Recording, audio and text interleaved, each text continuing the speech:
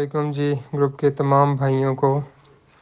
और आपको मैं अपडेट देता चलूँ, हरेश कुमार कडेला आज अपना कोर्ट में आ गया, ठीक है।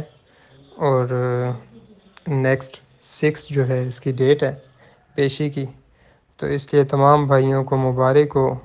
कडेला विल बी बैक। ठीक हो गया। अचे ताईं ए कामरान शेख ॾिसो, फ़हीम तुर्क साहब ए बॉस वेठो अथव, हेॾां राजा शेख आहे, वाह ॾिसो boss is back, boss is back.